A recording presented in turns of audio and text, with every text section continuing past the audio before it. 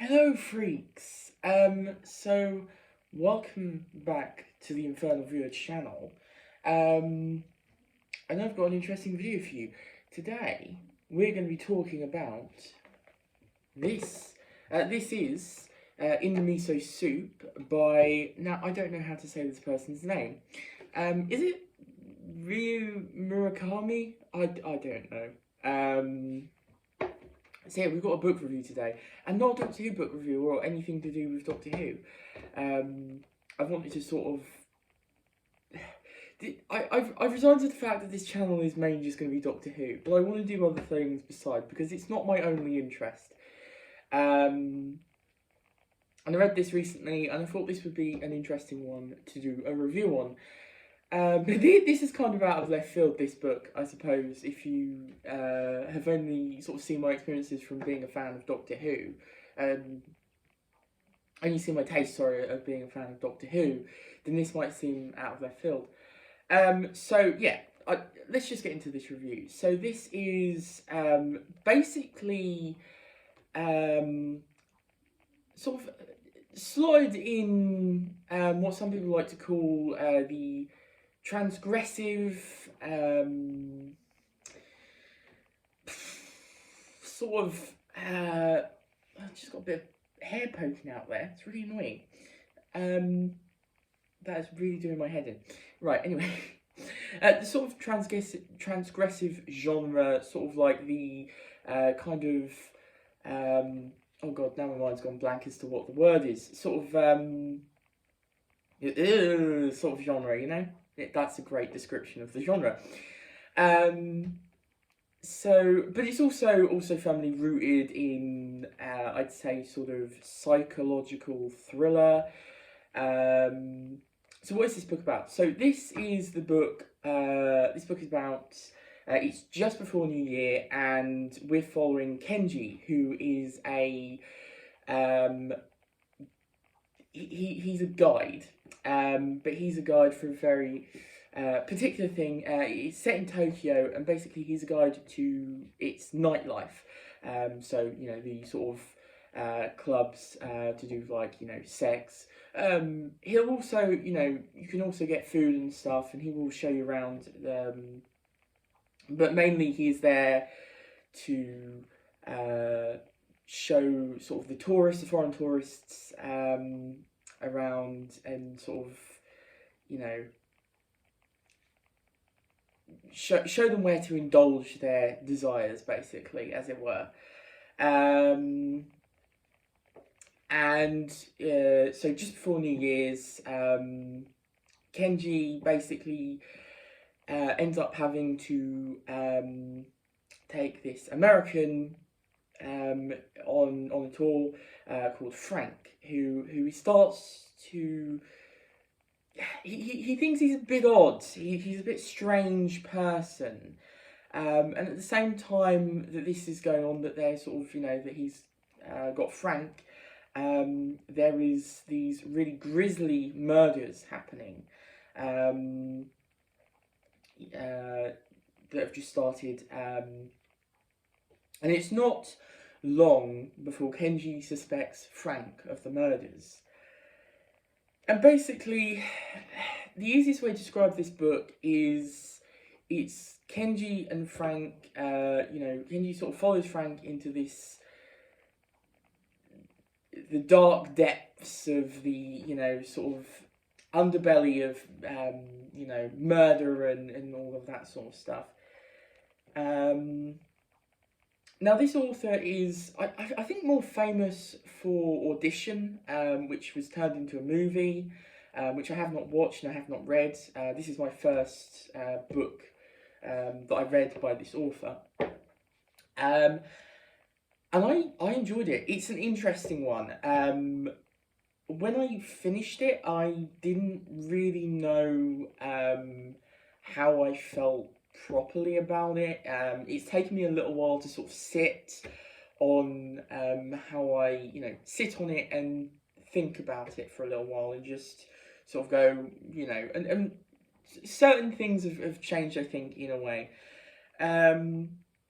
So first of all, I want to make it, like, you know, really, really clear that there are some strong trigger warnings in here for anyone that wants to go into this.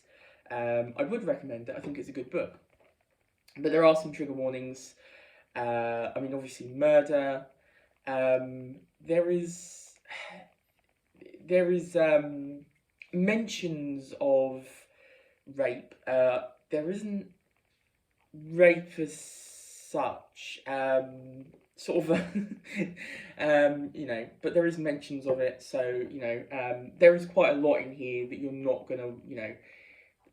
I'd go into this with a strong stomach. This is one of those books where if you don't mind this sort of stuff, I think if you're predisposed to horror and this sort of thriller, you won't find too much in here that is completely out of the ordinary, apart from one scene in the book, which is very, very memorable and is particularly gross. I will say most of that scene isn't like, oh god, but there is one particular moment in that scene, one passage that is very to do with tampons and ears, funnily enough. So I'm sort of trying to, you know, not get taken down or something.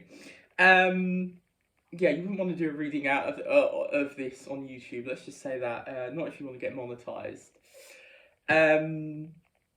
But yeah, this book is really interesting because, you know, apart from the grisly details and everything, because, you know, obviously there is this case of, you know, is it disgusting for disgusting's sake, which this definitely isn't, especially because it's a very slow build book. This is not going to be for everybody. It takes quite a while to build. You know, we sort of meet Frank and we're inside the head of Kenji and we're sort of seeing things from his view. It kind of feels like he's got kind of a very, I wouldn't say exactly sardonic, but you kind of get that impression, like, you know, he's tired of life. He's lived a bit of life now. He knows, you know, what he's doing, and he's kind of resigned to his fate, which is a big part of this book. The idea of being resigned to the life that you live due to all sorts of different circumstances. But yeah, and Kenji's a very interesting narrator. He's not he's not an angel by any means. He's not a bad guy though, and it's very interesting reading from his point of view as well, because he has a lot of different opinions, and not all of them you're going to agree with. Definitely not. But it's interesting seeing it from his eyes. I found that sort of really captivated me and kept me reading, which I think is one of the reasons why I did really enjoy this one.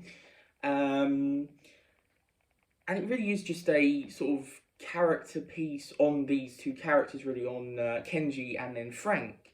Frank, it's not a spoiler to say, but if you click off now if you don't want any, you know, anything. It's kind of hard to spoil because this isn't a story that is very sort of plot focused as such. It's very much a character study, a character piece. You know, the overall and stuff. I mean, stuff does happen. It builds, and you know, but it's not, you know, it's not going anywhere as such. If you know what I mean, you know, it's not building to an epic conclusion. You know, there's no nothing like that in here. It is all just about the characters. But Frank is interesting because he is a murderer. He's grotesque. He's a horrible person. But he's also absolutely fascinating, not fantastic.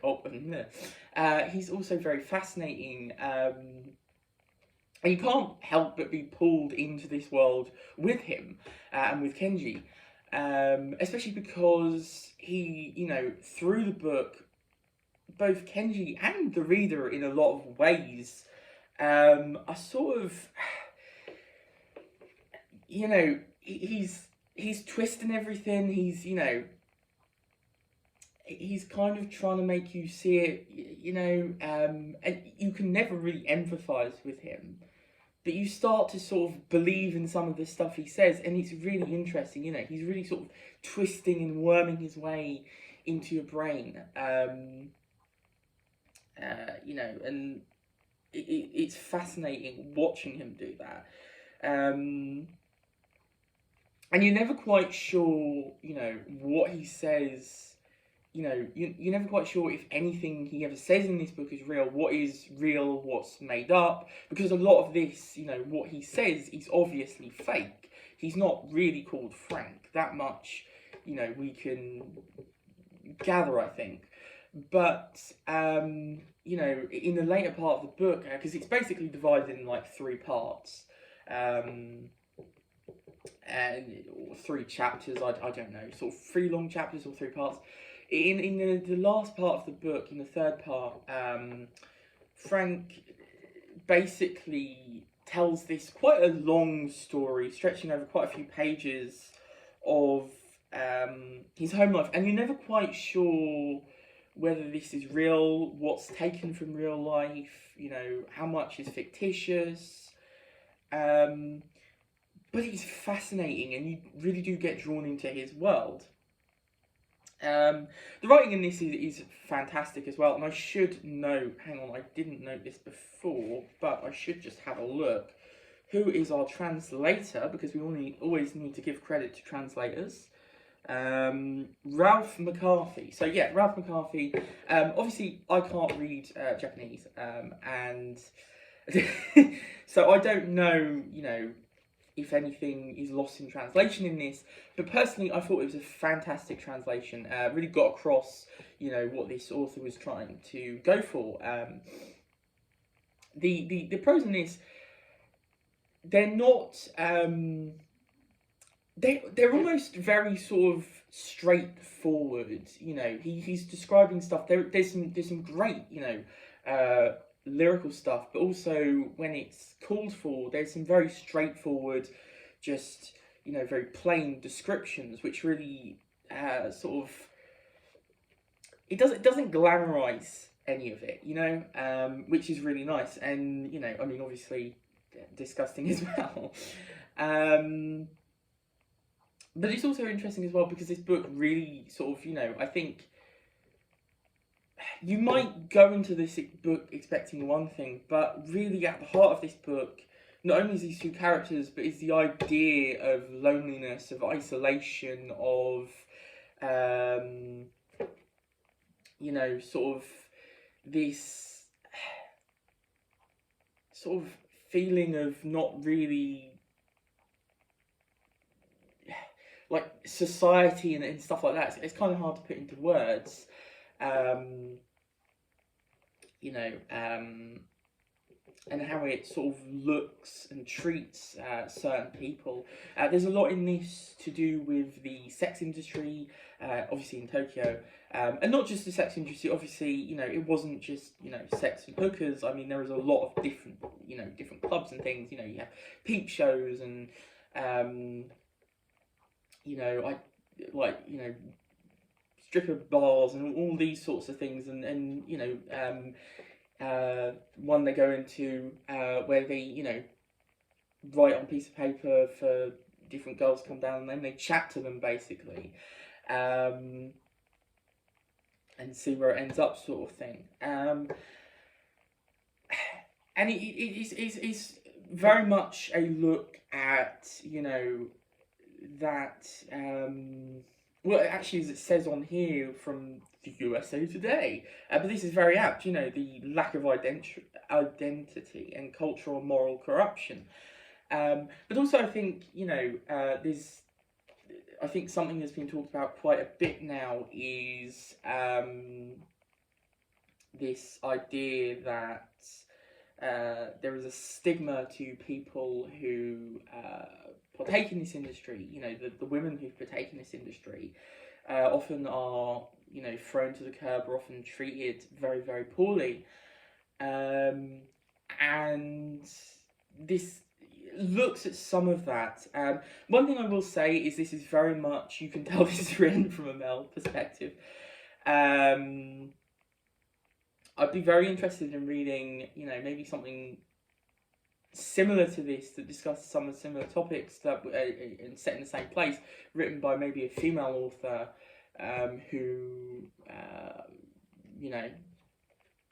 I'd be interested to, if you've got any recommendations for that, I'd be interested, because I think it's a fascinating thing. But yeah, so, it also sort of talks about that sort of double standards, it sort of briefly touches on, there's a particular part in this book where Kenji is watching the news and they're talking about, this first murder, and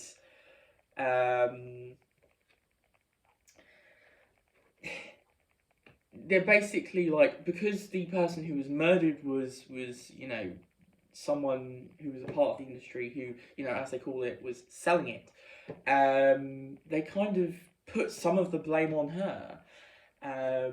Well, if you weren't in this sort of, thing, then you wouldn't be killed, which you see a lot, obviously with the Me Too movement at the moment.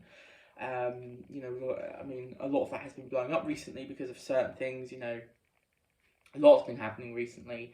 I don't want to get too much into it now because review, but obviously do please obviously look up everything and support. I'll put some links in the description for some different things. I'll look around and hopefully find some things. But yeah, so there's a lot of that. There's this kind of thing, with this kind of going off topic a little bit, but this kind of thing that you see a lot of. If you dress inappropriately, you shouldn't dress like that then, if you don't want to get, certain things like that. And it's like, well, that's not how it works. Everyone deserves to be treated respectfully, but there is that kind of thing. But yeah, I think this book starts some really interesting stuff, but also this is just fascinating, really gripping, really rather tense towards the end. Really nice slow build and then really tense, and some really great character stuff between Kenji and Frank. And also, I haven't talked about Kenji's girlfriend. She was one of the weakest elements for me personally. She wasn't written. She wasn't written poorly per se, I didn't feel, but she didn't really feel like a major part of the story. She did in some ways, but she kind of felt like just something that was to add something else to the story. She didn't really feel like she was, I don't know, I felt that it was a really weak part of the story. So yeah, I'd definitely put that as a negative as well. But yeah, and also, I mean, obviously, it does have, obviously there is going to be the appeal of the sort of dark, really nasty moment in this one towards the end of part 2, which I'm not going to discuss here. If you want to read it, you can go ahead. It was really well done, really vibrantly described, and really horrifying. I've probably read and seen worse, if I'm honest, which I don't know what that says about me. But I mean, one particular, like I say, the tampon bit, that was probably one of the most disgusting moments I've ever read.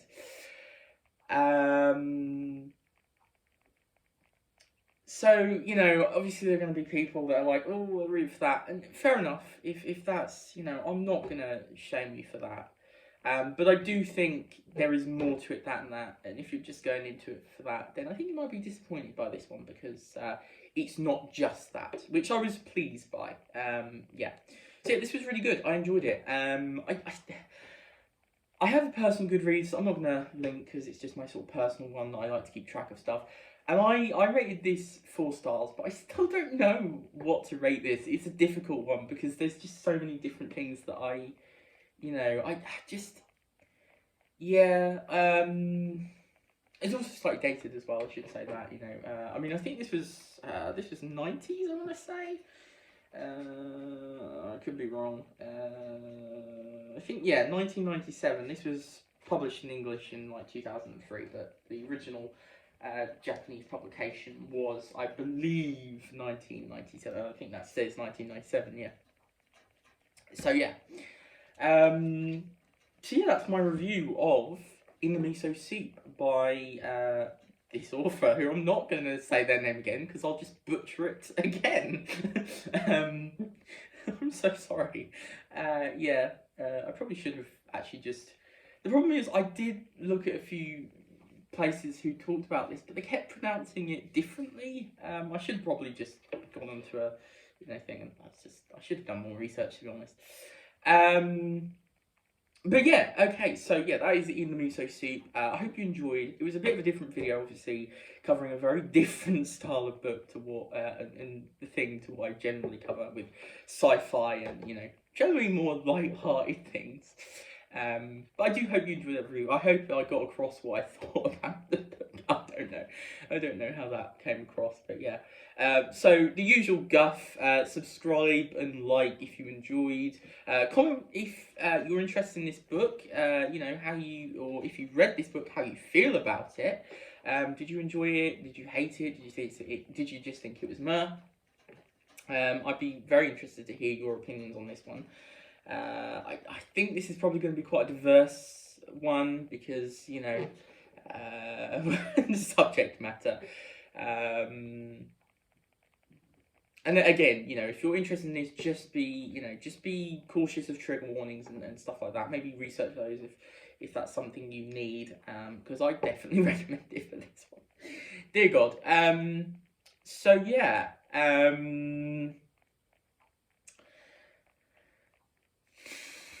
Oh God, I've just breathed in my eye. Also the other stuff with I've got Twitter, that will be in the link, and a podcast. Also in the link in the description.